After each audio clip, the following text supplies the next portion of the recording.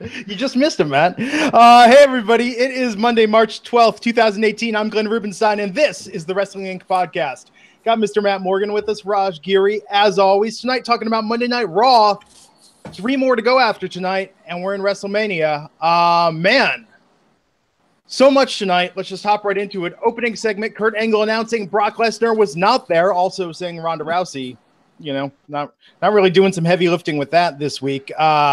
Saying that Brock wasn't there, Roman Reigns coming out, kind of reiterating a lot of what he said last time, him not showing up for work, etc. But the big thing is that Roman gets to talking to Vince McMahon, suspends Roman Reigns over his issues with Brock Lesnar.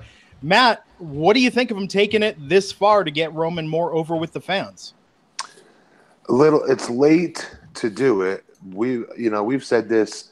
You want to get Roman over, you've got to somehow make him come across like anti one of Vince's boys. Like literally, I think we've said that sentence. Yeah. But they're doing it. They're doing it very late in the game. I don't know if fans will. The ones that don't like Roman, I don't know if it'll make a difference for them or not, because it's become a sport almost. Yeah. You know. But I hope it does, because the dude is, in my opinion, he's got everything you want as your franchise player.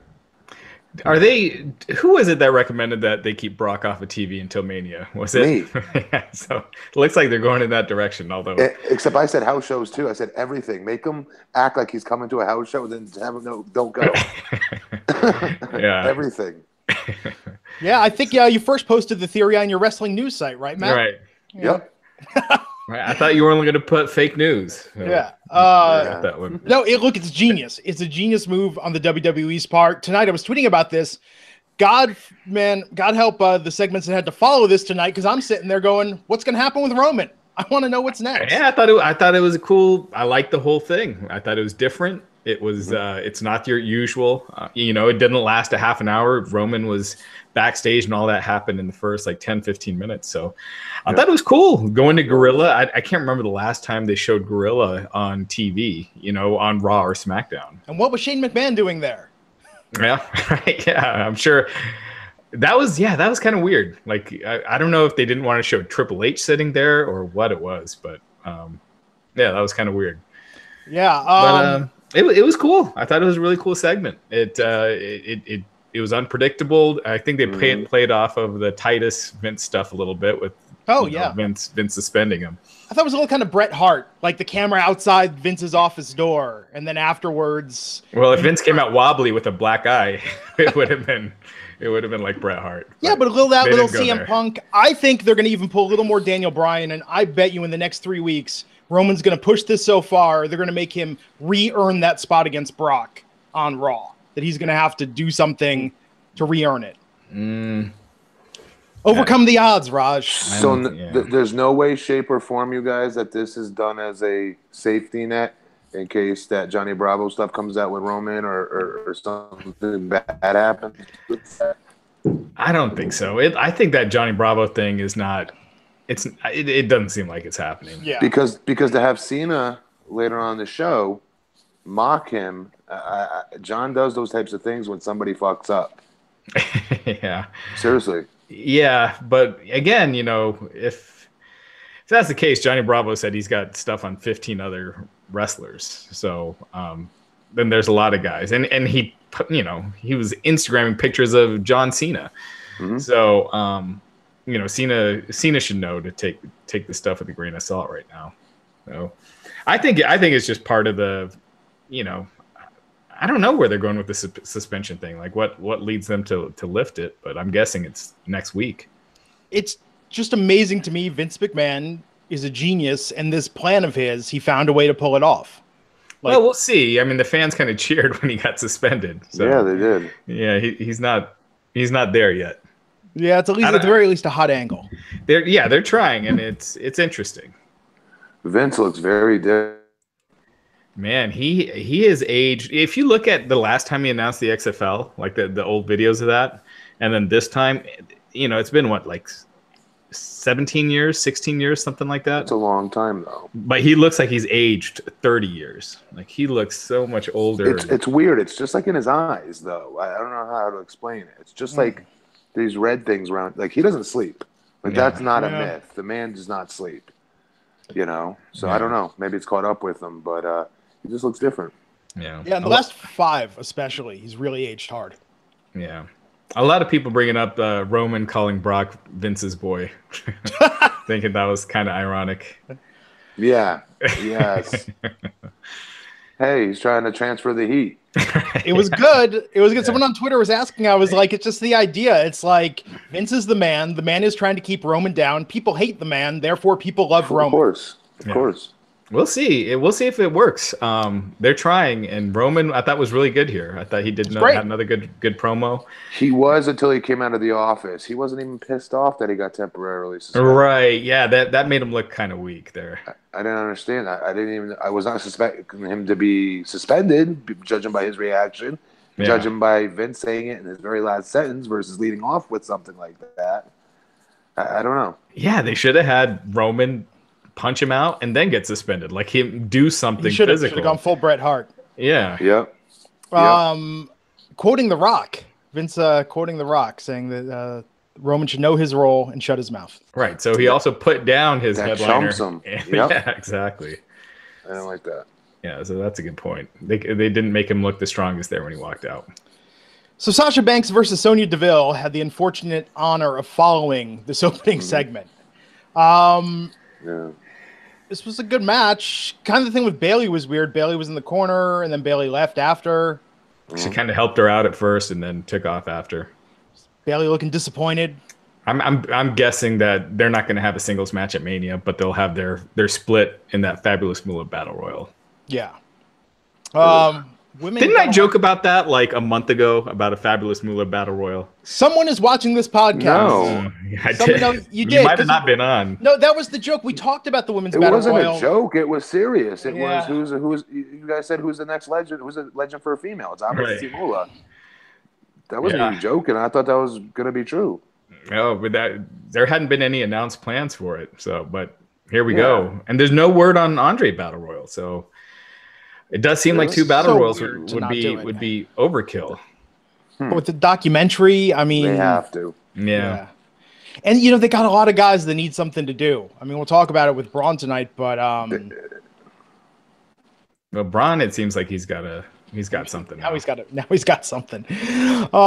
So yeah, Sasha Banks versus Sasha won that against Sonya Deville, made her tap out. Real quick, so Vince said that Brock will be here next week. He guaranteed that he will be at WrestleMania. So I'm guessing he will be there, because if he's not, then it would make fans wonder if he's going to be at WrestleMania, right? So I think you almost have to have him there. Yeah. Ronda Rousey not there tonight, even though they said that she was going to be on every week. Yeah, that was kind of weird. Yeah, she's going to be on Ellen tomorrow. I don't know if maybe they felt like she could fly there. I don't know where they taped. Do they tape that in New York or LA? Ellen, I think Ellen's LA. Okay. So it doesn't matter. They have jets now. Yeah. Right. Yeah. It's not a big deal. So. Yeah, I agree.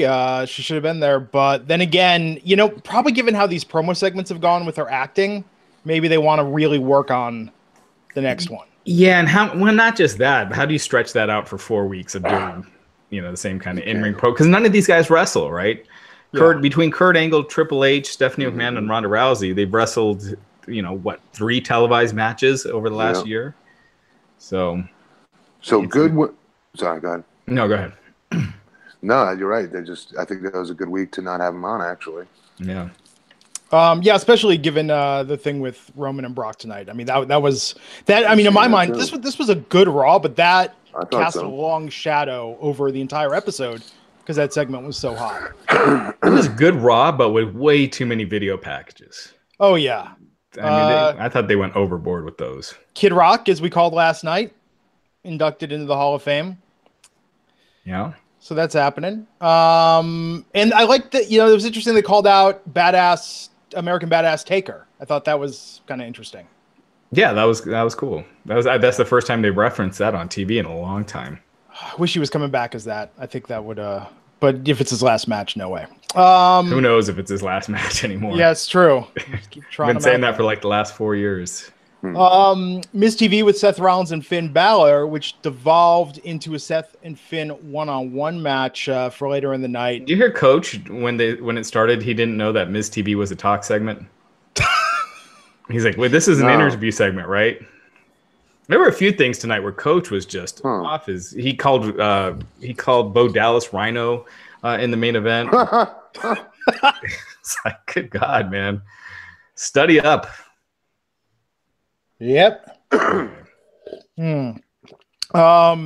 Yeah. So after that, we had the Bar versus the Miztourage.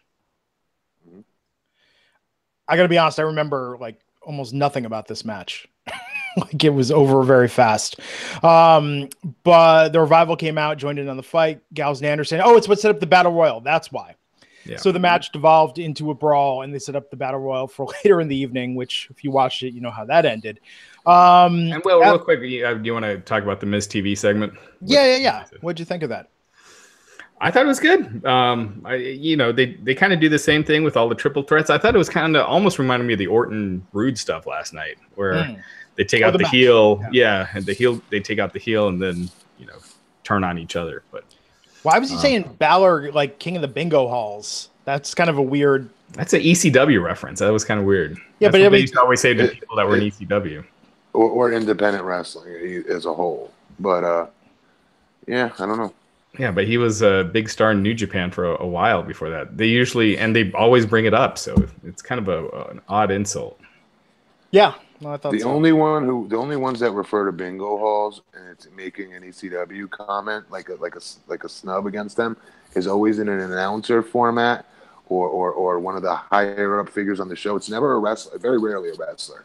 When a wrestler says the bingo hall, I'm telling you, it's meant as an I take it immediately as independent wrestling. We're saying a VFW hall or whatever. He just chose that one. I don't know. Yeah. Yeah, it just seemed to not fit Balor's backstory as well. I mean, that's my only note on it. John Cena. That was what'd you think about the long way he got to calling out the Undertaker there tonight? Awesome. Yeah. I loved the whole entire segment. It was unpredictable as hell, I thought like we were about to come away again, having to wait another week for this Undertaker announcement. He tricked me, honestly. I didn't think it was going to happen the way that promo was going, Yeah. I thought he did a great job, man. You got to give the guy his credit. He gets the people emotionally invested one way or the other. Yeah, this thing was awesome. What was the thing with calling out Taker's ego, though? I thought that was great. Because they always... Right, yeah, because they always, Undertaker is such a legendary character now that no one ever disrespects him, and I thought this made it different with the build. Like him calling him out for being an egomaniac, that's something you wouldn't see coming. So I thought that was really cool. It made it seem more real, and it gave Undertaker a real reason to come back, and really accept this. So I thought it was awesome. Now, hopefully they don't fuck it up next week and have Undertaker do a selfie promo with words flying. No way will he ever. Yeah. WWE, no.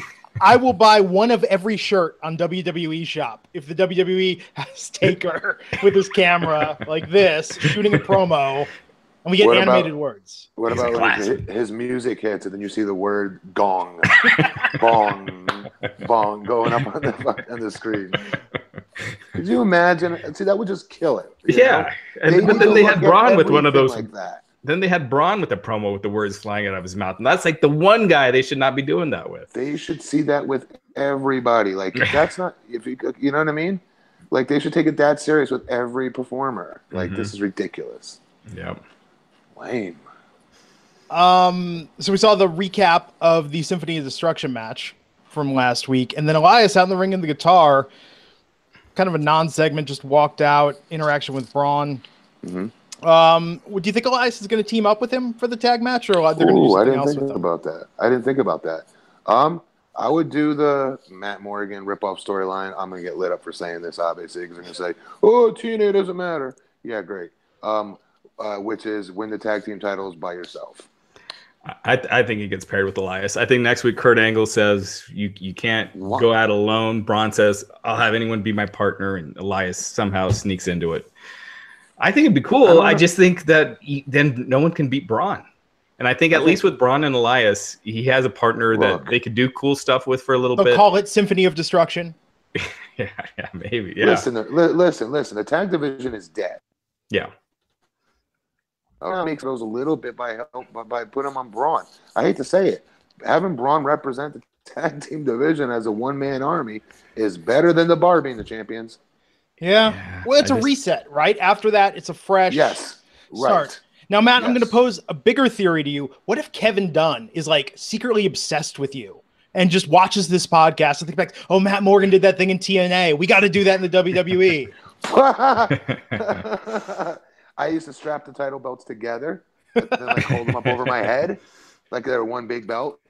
And the cool gimmick behind it, though, was I was a heel, and I would pick a new partner each week.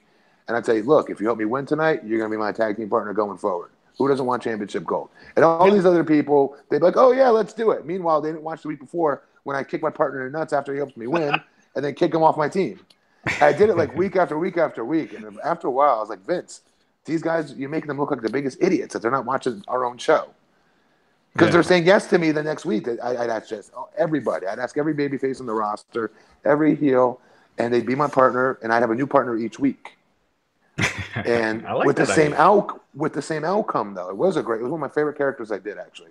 And I refer to everything I did as we, even though it was just me by myself. It was pretty funny. Yeah. But it was a cool thing to give me some depth, I think. But you know what I mean? It could be done, though. And Braun is a freaking machine. I don't know. Yeah. I think it'd be more impressive to do it by himself. But I know you guys like old boy. I do, too. Elias is good. Elias, do you want to see him booked? Do you want to see him do something? I don't know. I don't like either one of them working against each other. I just think they don't get over. Yeah. Against each other. But as a tag team, it would be. We know where they're going, though. Right. I mean, it would be. It'd be that short-lived odd couple thing that it'd be entertaining for a bit, and then I guess they'd go back to a feud between them. But I don't know. They really screwed up Braun. You think they screwed him up? He should be. I'm sorry. I don't see what the guy's done except get himself booked in the main event of WrestleMania. What has he not done in 6 months to deserve it? Oh, yeah. What has Roman done to deserve it more than him? Your job is to go out and get over and tell me who's got more over than Braun Strowman. 6 months. Yeah, I mean, he's gotten a lot of booking help, but for sure, your point. He is the biggest. He comes across as the biggest babyface on the whole company, not just on Raw. But yeah, which is an anomaly for a big man, guys. I'm telling you. Anomaly. Braun is. Yeah, Braun is unique. I mean, as far as big men go, he's been booked special. He's taken full advantage of it, and he comes across looking like $1 million. So it is a kind of a waste that he's facing the Bar in some fashion at WrestleMania. He should be in a much higher profile match. But, again, it's the part-timers come in. They're doing this thing with Rousey instead of putting Braun in there and someone else. I mean, think about the Triple H Survivor Series thing and what a waste that looks like now, right? Yeah. Triple H buried, just beat Nakamura like he was nothing. Is the last guy. He wins the match for his team. And then he's just doing something with Ronda Rousey and Kurt Angle. It's just, you could have saved that you could have had someone else get that big win. And okay, Triple H versus Braun would have been great. Sure. Yeah. If it's not Brock, okay, I'm not married to it that it has to be Brock, although it should have been Brock because here's a guy who legit looks like he can beat Brock finally. Right. I don't know. But they really wanted Rousey and Stephanie, and then to do that, you had to have a partner for both of them. Braun versus Taker a couple years ago would have been good. I don't think Taker could handle that match now. Plus, you want Braun winning, and I think this year Taker wins, and so you have him beat Cena, whereas you wouldn't want him beating Braun. I don't think. Not at this stage. No. Yeah. Seth Rollins versus Finn Balor. We talked about it a little earlier, their one-on-one match. I thought this was really good. I mean, I feel like we're going to see this after Mania again, especially if Finn or Seth gets the title. That seems like the most natural feud to go with if they're both staying on the same brand. Oh, I hope Finn gets moved over, or Finn or Rollins. I think both could benefit greatly. And they did say Superstar Shakeup tonight. That was talked about. Yeah, after they Mania. mentioned it. They mentioned it. So I think Finn could really use it. But yeah, so Finn pinned Seth Rollins clean here. Mm-hmm. It was the match itself. I thought it was good. For whatever reason, I wasn't as into it as I would be with these two guys. I don't know. Maybe the cutting to the back and the Miz watching on the monitor. I don't know. Which is so weird. It's such a weird phenomenon. Like, I mean, Matt, when you were ever backstage, are you ever just sitting there standing at the monitor like, Plus, the whole time? Plus, you're standing sideways with your face tilted. Yeah. I mean, I sit there. So. Right, but but you sit there in front of the TV, like looking at it directly, as opposed to the weird. It would have been better if they go to the backstage and the Miz is just there on his phone, like talking to people, just not even paying attention to it. I mean, it seemed almost out of character for him to be so focused on what was going on. You're right. You're right. Actually, yeah. Janelle's bringing up the WWE math with Finn. Finn beating Rollins here. If it was the week before Mania, I think there'd be something to it, but we got several more weeks to go. I think you're going to see more variations of this match and everyone trading wins. Next week, it'll probably be Seth beating Miz. So, What'd you guys think of Seth's pants? Bam Bam Bigelow? He's had those for a little bit now. Yeah, I like those. Oh, I don't know why I just noticed them tonight. No, I can't stand them. Really? I like it better than what Becky was wearing last night, the fire pattern. I thought Seth's looked kind of old school. It's what you said, Matt. It reminded me of Bam Bam Bigelow. Yeah. Yeah.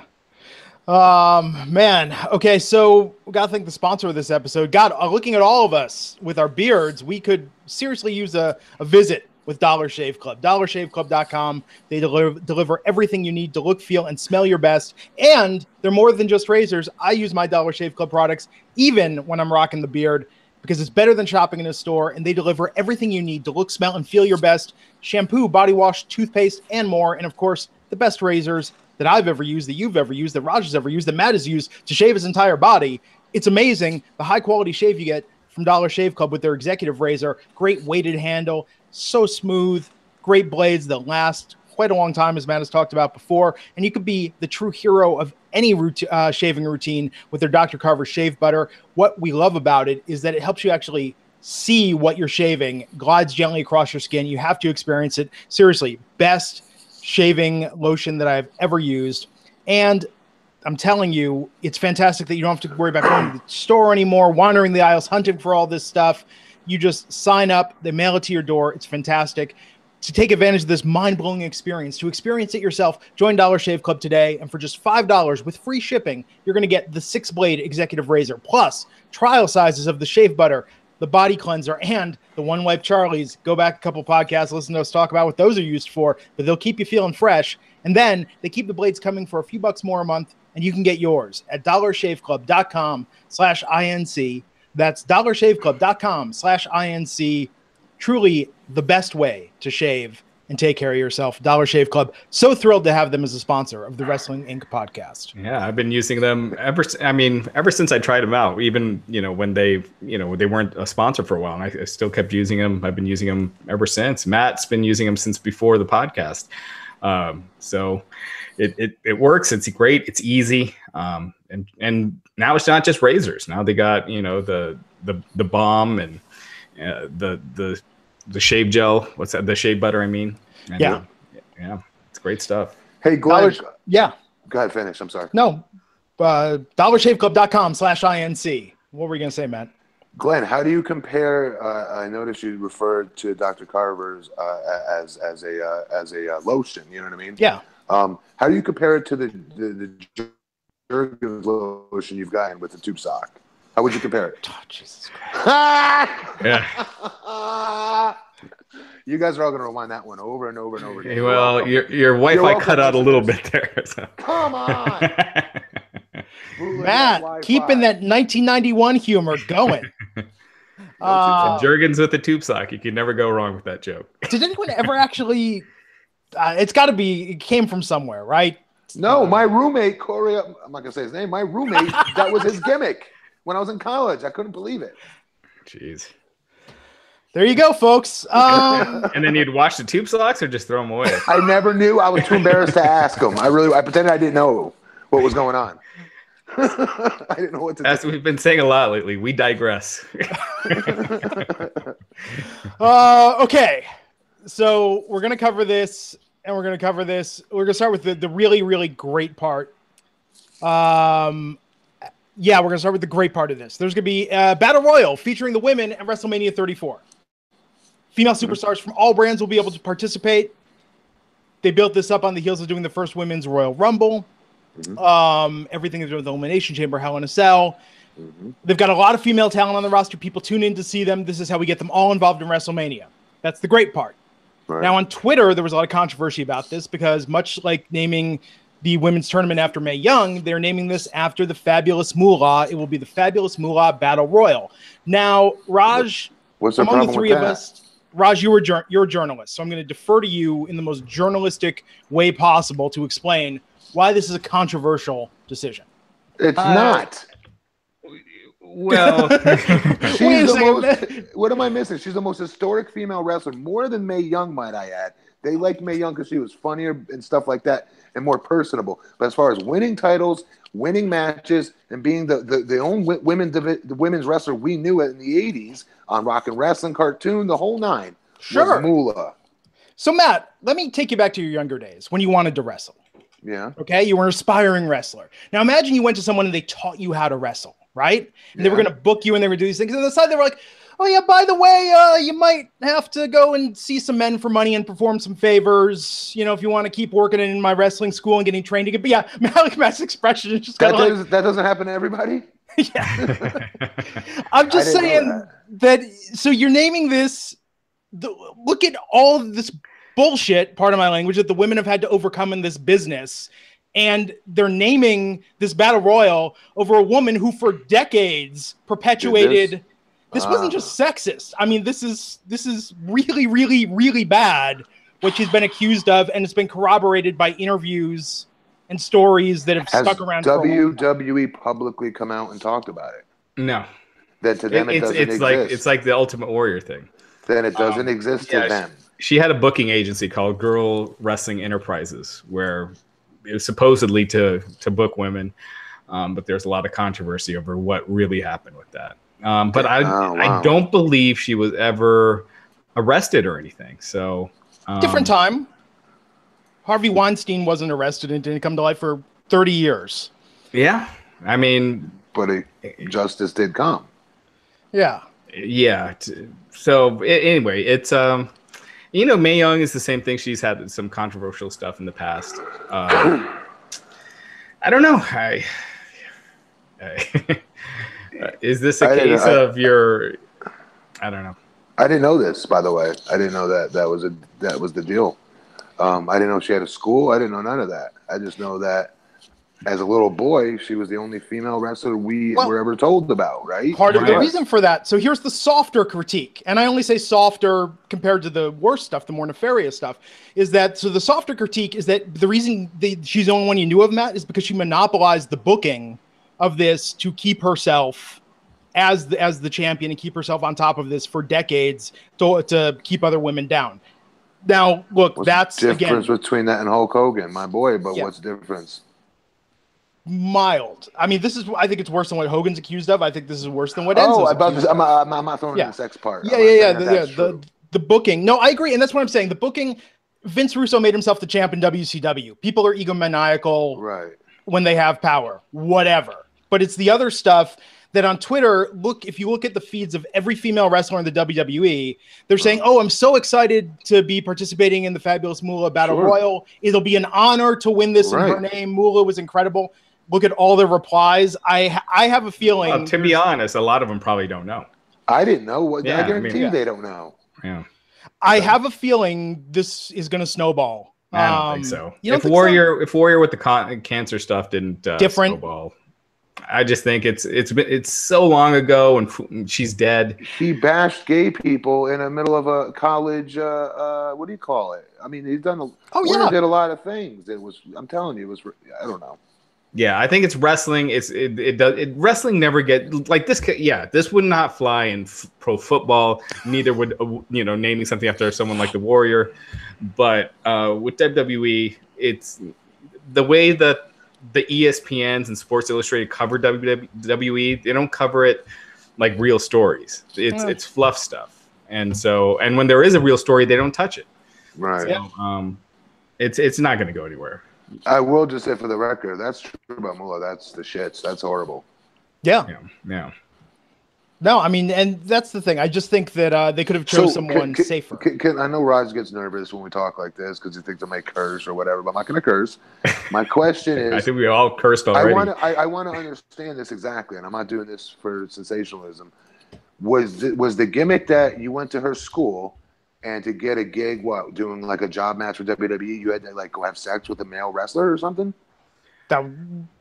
That was among the things that have been accused. And, part of the reason in the stories that are out there, David Bixenspan, I know, Matt, he has the worst last name ever. The rumor, to protect us here, the rumor, is that the rumor?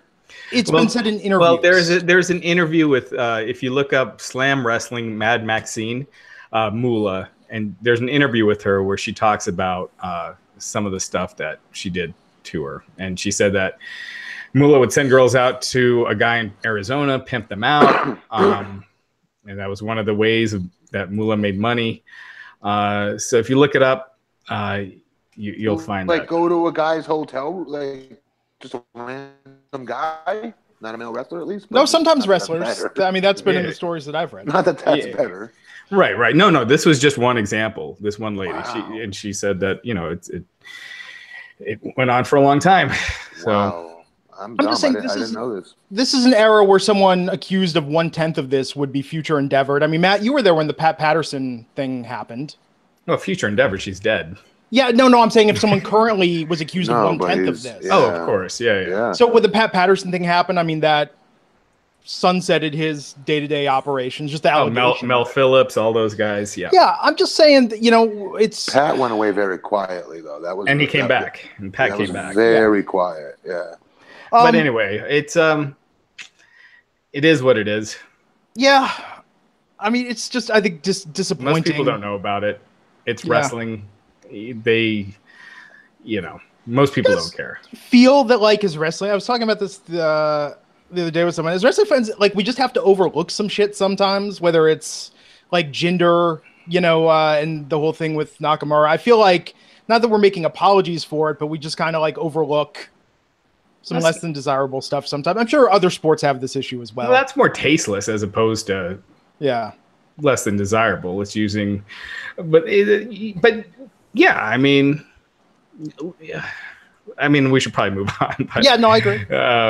Again, keep coming back to the Warrior thing. You're talking about someone who openly mocked a cancer victim, saying he deserved to have cancer, and they use him for, their humanitarian efforts. And it's Susan G. Komen. So. And that's just my thing. Just bring Hogan back at this point. Just prove that you have no standard for right or wrong. Don't have him introduce the Black History Month videos. Sure. Do the Chris Benoit Cruiserweight Classic tournament next year. Have Enzo come on and talk, about things. I mean, just pick a side of the road. I'm just saying. Talk about things.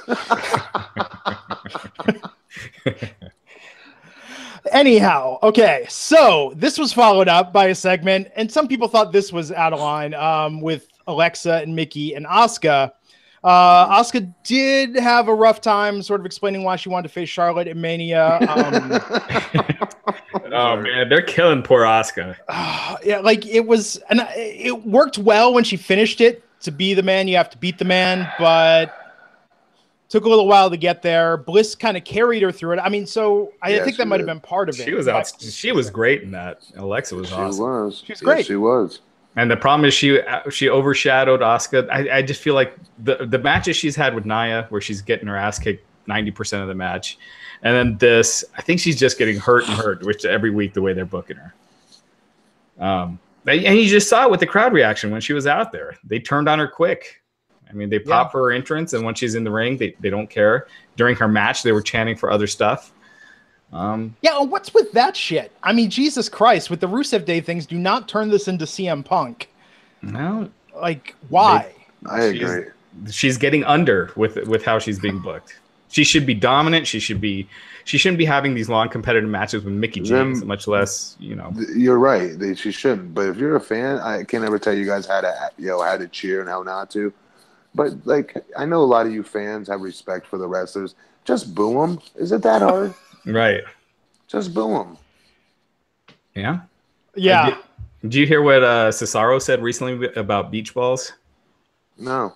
He's saying that he was talking about how disrespectful it is. He was saying that fans get caught, they should be banned from the arena for life. Shouldn't be allowed back. Like, I don't know about that, but I mean that's a little extreme, but it is disrespectful as hell. Yeah. Now, when ECW would do it with the newspapers and turn their backs, that was very different, right?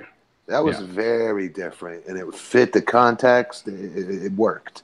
This is not that at all. This is just outright disrespect, man. It's like, would I go to a three-ring circus, Barnum Bailey, whatever you want to call it, and during like the High Wire Act, would I just like start chanting, "We want clowns, we want clowns, we want clowns"? No. Right. It's like if you're at a boring football game, people just start chanting for Tim Tebow or someone that's not even there anymore. Yes. That would not happen. I don't get the difference. I don't know. Wrestling has a very unique fan base. That is why people they think I'm crazy when I try to explain to them. I'm like, guys, wrestling is its own animal. You can't compare it to anything else on the planet. You can't. Yeah. Because they're very tactful. It's really fun, though. You take someone that's never been to a wrestling show to a takeover, and they'll have a good time, because you don't have to be a wrestling fan to get into that, that environment. It's just like a wild, loud environment. So yeah, no, it's different. Asuka versus Mickie James is what that led to. There was a weird moment that paid off later where it seemed like Alexa and Mickie wanted someone to come out, and it was supposed to be Nia, we learned, but she didn't. So then we set up the match, Asuka versus Mickie James. This was more competitive than I thought it needed to be. I was surprised this went on as long as it did. That's what I'm saying. They're booking her all wrong. This isn't how they booked her in NXT, where how she got over. You do have her do long matches on pay-per-view, but when you're doing the build-up portion, you have her kill these girls. Annihilate them, Yeah. Okay, and then after that, they haven't done something like this in a while. Well, actually, no. First, Ultimate Deletion was announced. Awesome. Give them props right now because they did a good job. Did you what? Come on. Okay, the Bray Wyatt part sucked, but not the Matt Hardy stuff. Yeah. The Bray Wyatt part was terrible. Okay, so what? But the Matt Hardy stuff was awesome. I just feel like the best days of that thing are behind it. We'll see. I mean, WWE's fingertips on it.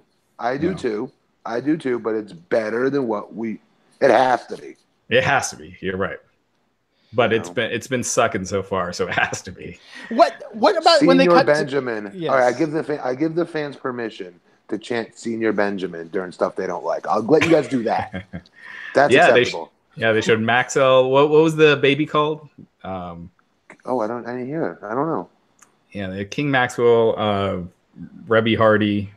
Yeah. I'm forgetting who I didn't hear the baby actually. Oh. I heard the baby. I thought that was good. Probably Prince something, I would imagine, if it's King Maxwell. I don't know. Who knows? Yeah. Someone in the chat, Wolfgang. Thanks, Andrew. Yeah. That's his kid's name, Wolfgang? I don't know if that's his name, but that's his wrestling name. That's cool. It might be his real name. I don't know. I bet you it is. Matt's. So hopefully they did a good job with it, because you remember the last time they did a compound match was the Wyatts and the New Day, and that thing just sucked to high hell. Matt will have a little bit of influence here, a little bit. I hope so. Yeah. What was they cut to Vanguard 1?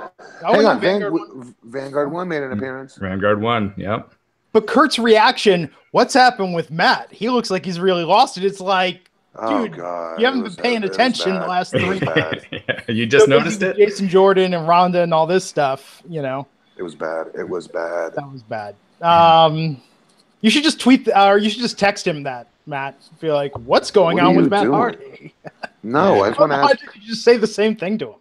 Or just say, Kurt, what's going on with you? I don't get it. Like with these backstage, like what he just doesn't seem into. I don't know. Yeah. He's not. It'll be interesting to see what they do with Jeff Hardy because he was in that match. He has a cameo in it with the rest, and we'll get to that after. But I'm guessing they probably leave him in. I guess they could always edit him out. But. What do you mean cameo? They filmed it already. They filmed it last week, and Jeff Hardy has a cameo in that. His brother. I predicted he'd come up out of the water. You said it looks like it's going to happen. You didn't say for sure. Yeah, you mean before we went on the air? I don't know if he comes out of the water, but he has a cameo in it. Yeah. God, I'm calling all these shots. Yeah, I know. I'm taking over WrestlingInc.com, I think. We should do a bet. Some stupid bet for something, and that we'll do trading places where Matt takes over the site. But that would be the prize. Yeah, Matt gets the site. And you burn my city to ruins. Yeah, no. and I'm along with Commissioner. And you light Longwood on fire. No. Like, open bar for everyone. What's the city budget?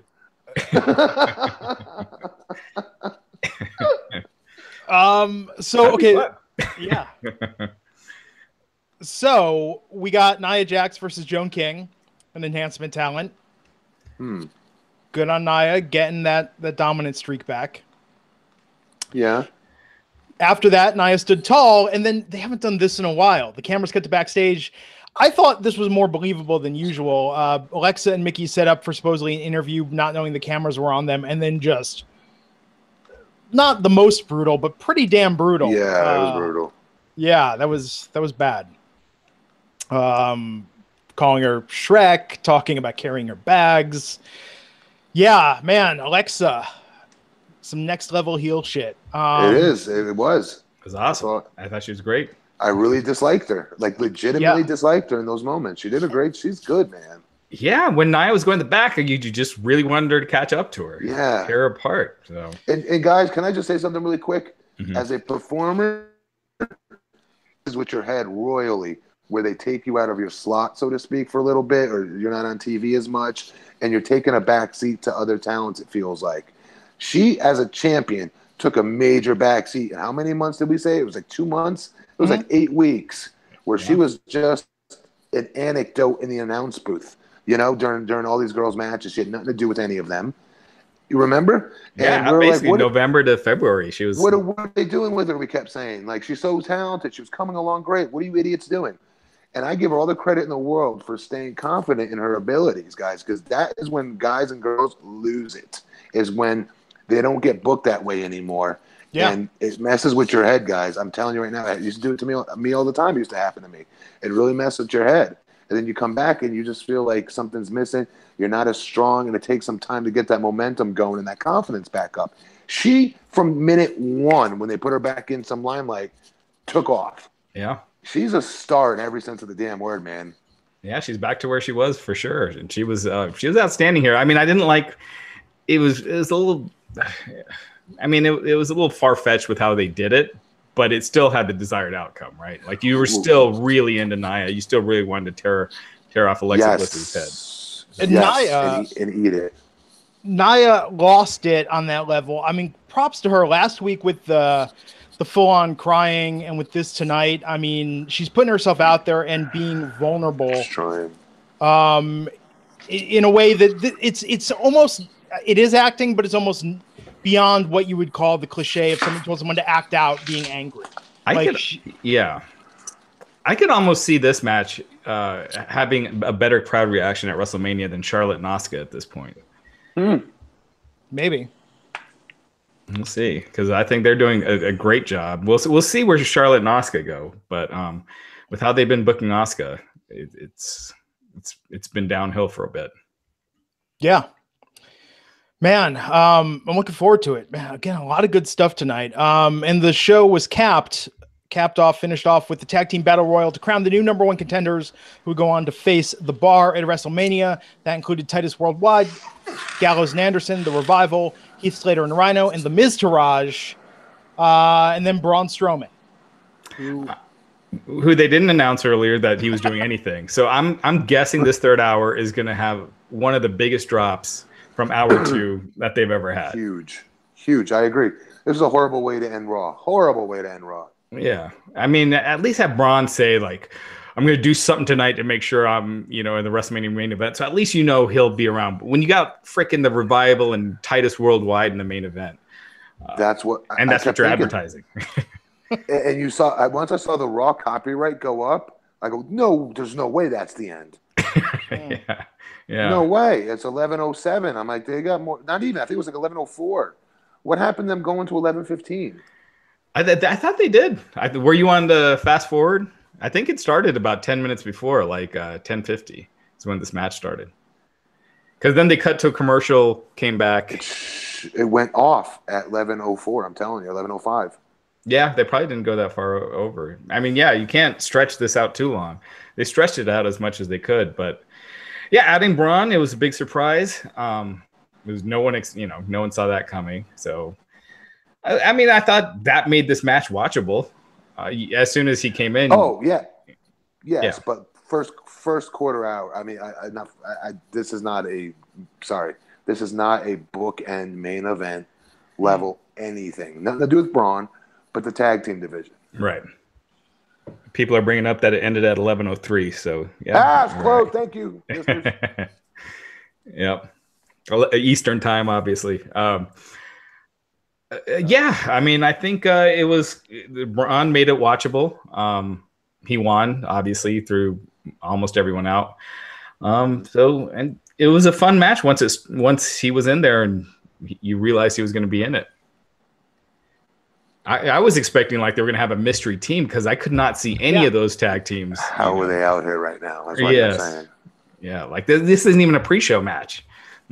No disrespect to the Revival, but they've done nothing on the main roster, so they don't deserve a main match right now. So yeah. So I don't know. I'm thinking it ends up being Braun and Elias. Matt, you think it's going to be a handicap match? Yeah, I think it is. I should say, but now that you say the other thing, it probably makes more sense that it'll go that way. But if you're really trying to get Braun over, God forbid, you keep trying to put gasoline on the guy. God forbid, you make him do it singles. You make him have handicap matches.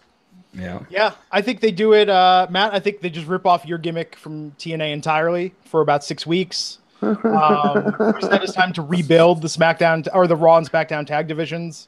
Do some NXT call-ups. Because right now, I mean, that's the division out there, guys, that we saw in the main event tonight. I mean, and what's a shame, guys, here's the thing. Here's nothing against those talents, because let's go back in time before, except for Titus Worldwide, no offense. The other tag teams, let's go back to Revival. Let's go back to Gallows and Anderson. Before these guys made it into WWE on the main roster, we were excited as hell for these guys to come in because they had the talent to do something good in that tag division. This is on the writing team. Yeah. Do you remember the night the Revival came in on the main roster? And there was that gigantic pop. And, and granted, one of them. there is that issue when you do it the night after a Mania or pay-per-view in a NXT favorite city. You're going to get a little extra pop than you normally would. Because it's not like they're not good. Wait, hang on. It's not big. They didn't just steal a pop now. Let's be clear. They're very good, and they're good enough to do much better than what they're being given. This is the tag division sucks ass because they've been written that way. It's not because of the teams. You know what I think the problem is, though? And this is not the Revival. I agree. I think the Revival are super talented. I think a lot of the guys in the tag division are super talented. But I think the problem is when they bring a lot of these guys in, they'll bring them in like the night after Mania where they're going to get a gigantic pop. And then the fans, most of the mainstream fans don't know who they are. So that pop is gone in 2 weeks, and they just feel stale. And then they kind of slide down the card, as opposed to when you do something like doing vignettes and building them up and letting the mainstream fans know who they are before you have them debut, Raj, as opposed to assuming that everyone knows who they are. Raj, you can do that. You can make that argument about singles talents. Then why? Okay, why do singles talents get that attention?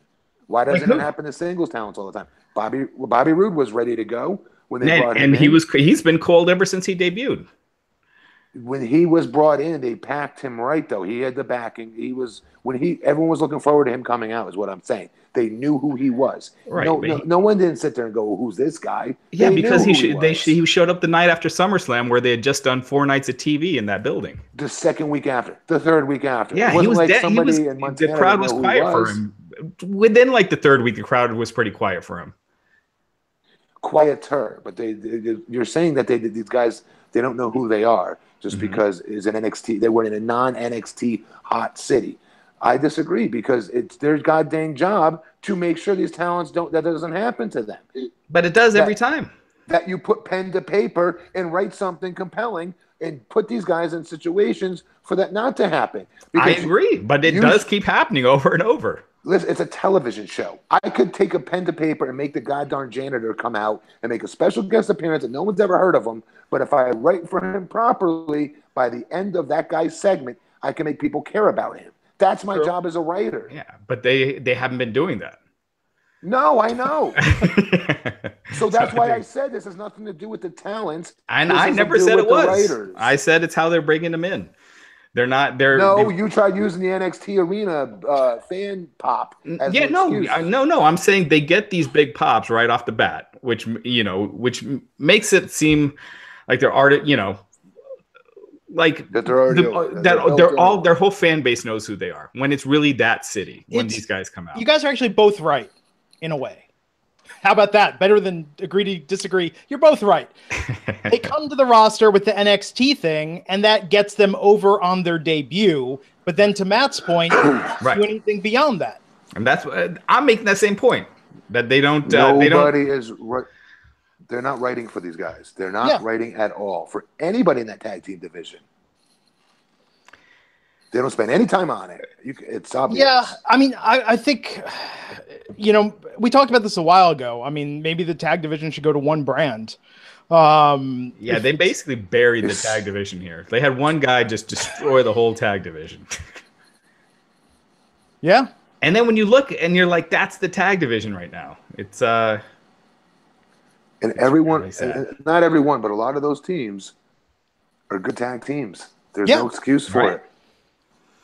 No, it's like Benjamin Gable on SmackDown. I mean, there's a lot of talented guys that just aren't getting the right storyline, the right push. They're just there. I would argue that with the exception of a handful of people, like the Romans of the world, the people that and the Braun, the people they invest in, I don't think they're interested in the careers of the performer. They're interested in whatever makes for good TV that week. And if people are into the fashion files, great. We'll do the fashion files until it gets stale. And then we'll do something else. Who gives a shit about Brazongo? They look at it as just, this is what we're using and this is what we're doing, rather than we're investing in these performers to build them up so people will tune in to watch them regardless of the material. Yes. That's the challenge currently. And they've got something there. Look, props to creative. Raw's been pretty darn good as of late, more often than not. It's just that these rough edges, these lesser segments, stand out more like a sore thumb on an otherwise hot show. I just don't get how, I hate to use Russo as the writer here, but give him his props. He wrote for, he was known for this. People can't dispute this. He wrote for everybody on that show, even with his impact. And every said his heart was in it.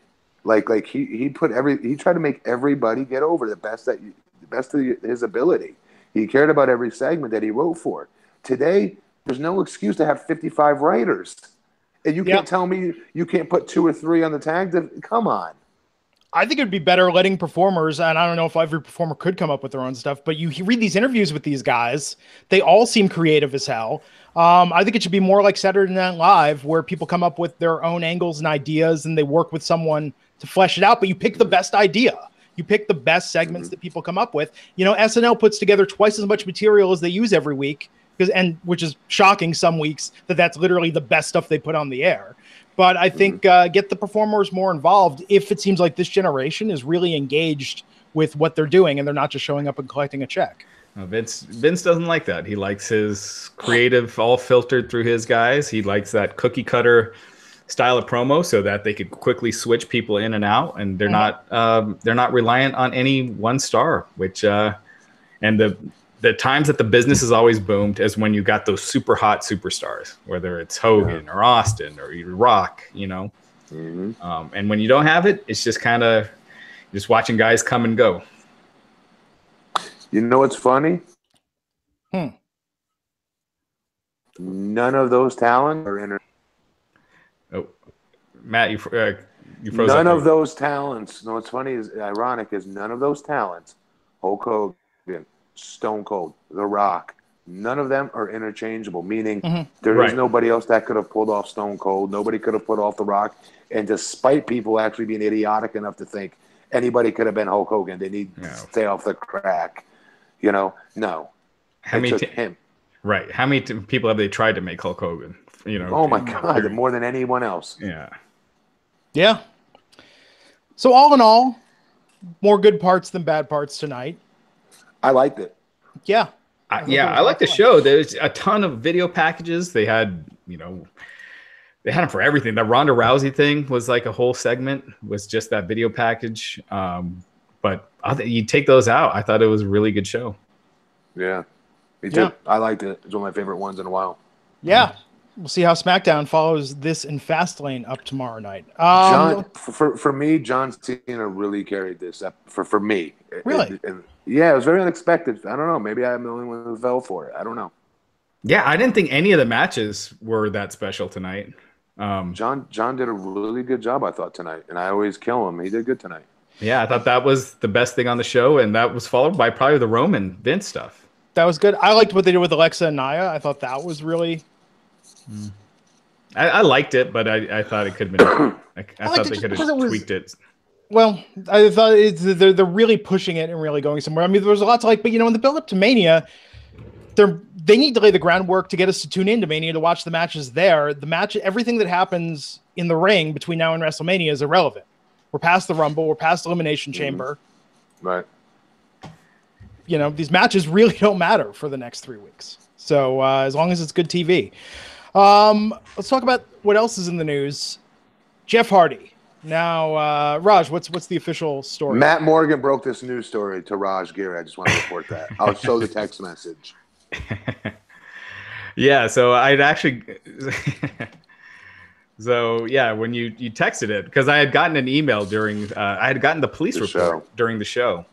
And so as soon as we got done, I looked into it and then put it up. But, yeah, so Jeff Hardy was involved in a car accident on Saturday night, and it was like earlier Saturday night.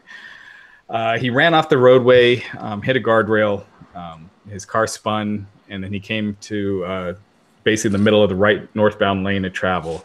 And so he was arrested and charged with a DWI. Now, a lot of people were asking about, you know, him having... What was he messed up on? Well, it was alcohol. So he blew like 3 times, you know, past the legal limit, which actually kind of helps him in the sense that he has 2 wellness policy violations, but the wellness policy violations account for prohibited substances other than alcohol and marijuana. So really for wellness policy, sorry, I'm like messing up my words here. But for court of public appeal or opinion, they can do whatever they want though, right? Yeah, so like Enzo, for instance. Basically, you can't drink 12 hours before you wrestle. After, it's fine. Is that a real thing? Yeah, that's in their rules. And it's a WWE appearance, not even just wrestling. Because the boys, I'm not saying today's, maybe I'm wrong, but the boys go out after the show and drink, and then go do the house show the next afternoon. 12 hours, man. You stop drinking by 3 in the morning. Yeah. Unless it's a matinee. Oh, yeah. What am I saying? Yeah. So new math. Sorry. It's all good.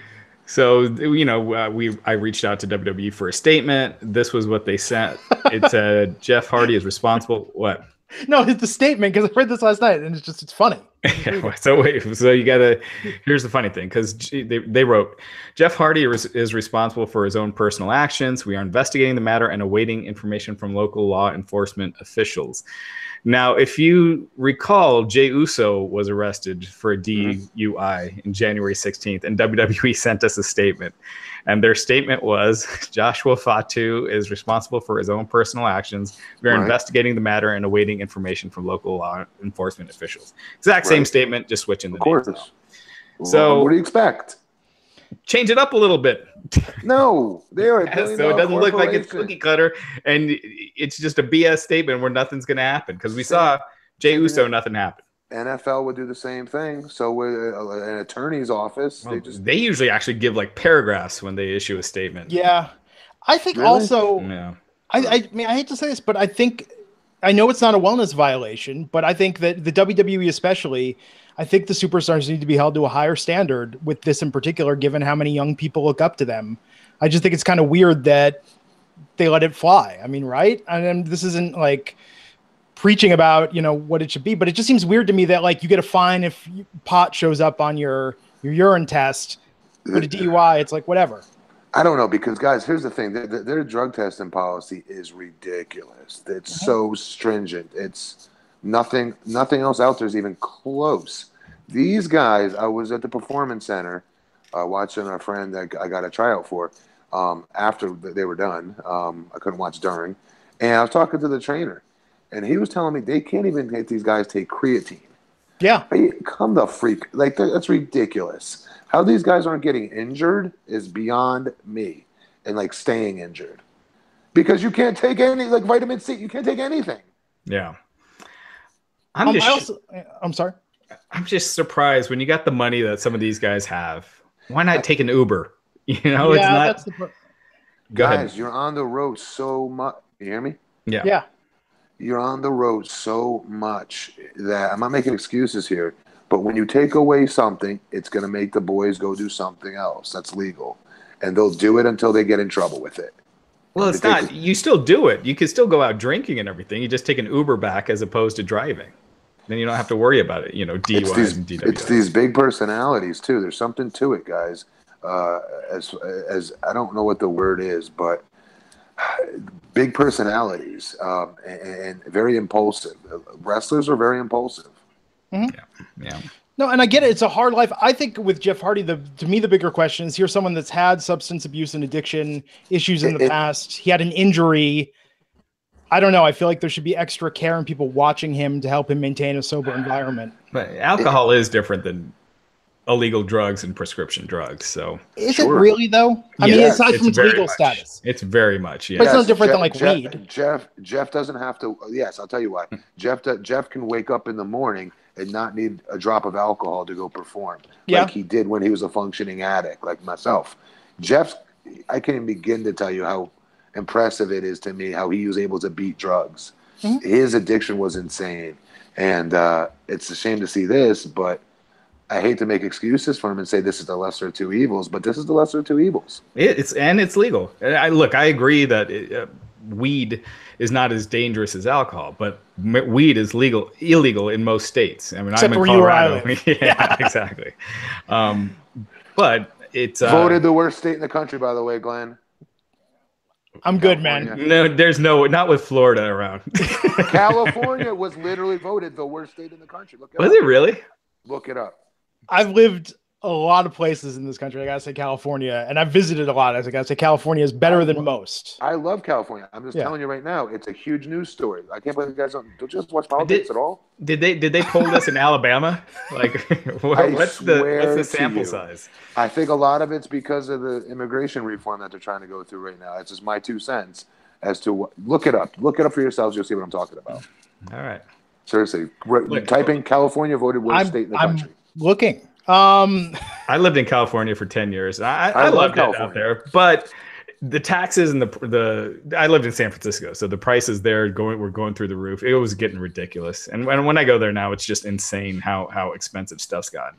Okay, so it was Quality of Life by U.S. News and World Report, and it was talking about. Oh yeah, well that totally makes sense because you're either loaded or you're poor as hell trying to make It's kind of weird metrics though by it because they're saying social environment, community engagement, social support, voter participation. It's like I guess that depends on where you stand on a lot of stuff. But other metrics, it was on certain metrics. I don't know, man. Look, but because this is saying according to this state that North Dakota was crowned the best quality of life.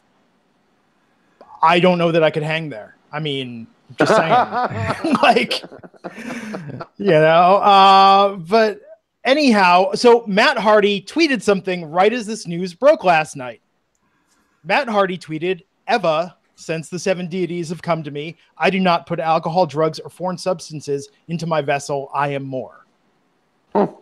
Way to back your brother. No, I'm joking. And what a weird time to do an in-character tweet, Way to back the bus over your brother, Matt. Right. And in character. That's like... It was the strangest thing. Well, when I read that, I was like, it was just whatever. Oh, man. Very strange. Someone's asking what we have against Alabama. Nothing. I just think people in Alabama would probably vote for California as the worst state. Hey, I was born in Kentucky. I've lived everywhere. Really? Yeah. Huh. Why are you comparing Kentucky to Alabama, Raj? Well, kind of same. Geographically, they are very close to one another.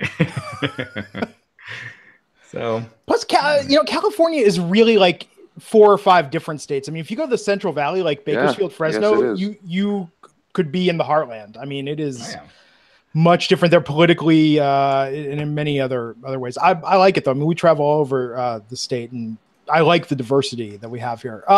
Anyhow, so one last bit of news.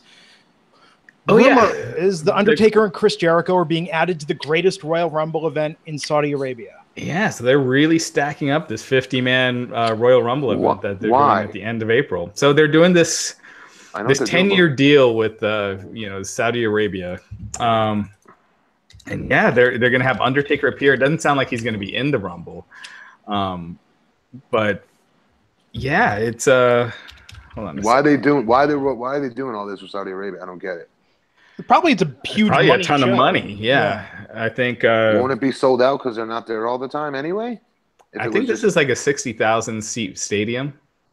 Oh. And this is the first part of a 10-year partnership with the Saudi General Sports Authority. So yeah, they're contacted Chris Jericho. I guess he's going to be a part of it. Undertaker will be appearing. I almost wonder if they don't put this on the network because they don't want this to, outshine the stuff that they're given, they're putting out normally. And to boost attendance. Yeah. Like WrestleMania 3, when I lived in Michigan, not on pay-per-view in the entire state of Michigan. Yeah, they used to black that out. They used to black out pay-per-views in the state that it was in. Really? Yeah. For a long time, I felt like it was, especially for the stadium shows, like WrestleMania 8, did it when they did it at the Hoosier Dome. How come I was able to watch WrestleMania 1 in New York? Well, that's different. They would do that with the stadium shows. Like, what does that mean? Outdoor? What do you mean? Yeah, the outdoors, the big outdoor stadiums. Because they want the attendance record. I mean, they had 104,000 people. I remember because I didn't get to see smart, versus Hogan until it was released on home video. Home video was huge, by the way. Oh God, I remember. I just started busting out through those. They have them on the network now, guys. Yeah. Have you seen them? The which ones? Coliseum home video is on the network now. Oh man, I gotta check that out. You got to do some digging, but they're in there. They're awesome. Yeah, I that's what I grew up on. And I remember WrestleMania 3. That's how I had to see it, was on Coliseum Home Video. And our video store was always rented out, and I would keep reserving it. And it was out for like weeks. When I finally got my hands on it, man, it was. Do you remember how big it was, dude? Like your grocery store would have videos, and if you were lucky, they'd have some WWE ones in there. Yeah, mine was, at least in Connecticut. It was that was how big wrestling was huge. Oh my God! I mean, the first one, maybe it was the first or second one. I just remember someone got a secondhand pay-per-view tape that was dubbed, and at the Boys and Girls Club, like it was packed. like a packed auditorium at the Boys and Girls Club watching on poorly dubbed VHS. Yeah. Yeah. I remember my family's from India, and I remember I went to India after one summer after WrestleMania 6, and my cousins were so excited I was going to bring WrestleMania 6 on videotape. And I took it there, and then they have a different, video version or whatever, so the tape didn't work. It was like just totally deflated the room. They were like rented a VCR. They were all excited. Why didn't you just take your phone? Why didn't you take your phone out and show it to them on YouTube? We're living in the future, everyone. I know, right? Things change. Amazing. And that's with the network. I mean, we've talked about this before. Talk about value. I was thinking last night about that awesome recap they did to that song of WrestleMania 33. Like, and I can't believe the editors do this. Video editors in the WWE are the best. But at the end of WrestleMania, they had a recap of everything that happened set to that Victoria song. And it was like, oh, I want to see that. I'll just go there, boom, jump right to it. I mean, it's an amazing archive. Yes. Of every random impulse you have to watch old wrestling. Yeah. Yes. Real quick, guys, and I'm going to put this question out to people in the chat too. What's the maximum amount you pay per month for the network? I watch it a lot. Yeah. So what would the max be? $19.99. Really? What about you, Glenn? If for what it is currently, I would probably go up to $20. And if they added more original programming like they did originally, I would probably go more than that. But I think 15 is probably the sweet spot. I think Netflix is going to be at 15 within a year or two. Really? If you want the 4K stream on Netflix, you're paying $14 a month already. What's 4K? 4K is Ultra HD. Yeah. I don't even know that. It's twice as much. If you have like one of those 4K flat screens. Yeah. They're getting ridiculous with those now. Because it's like, how much clearer can you really get? It's pretty noticeable. Like they have the Dolby Vision. Like, I mean, it just looks...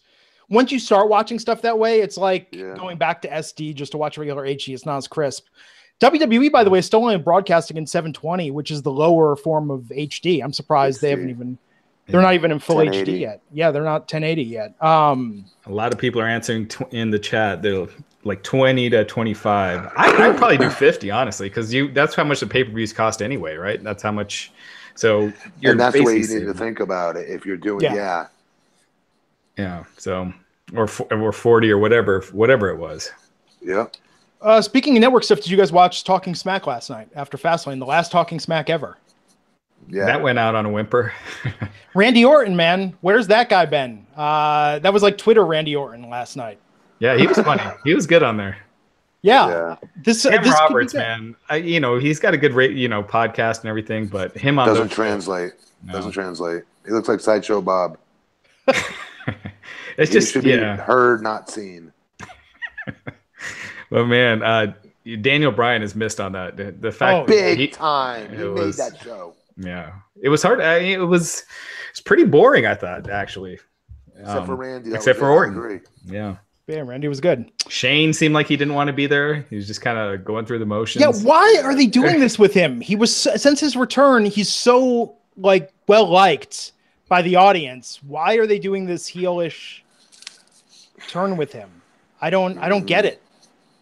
Maybe he thinks it'd be more fun. It's a confusing storyline. Because he's supposed to be the babyface. Because Owens and Sammy are the heels, but fans are not necessarily seeing it that way.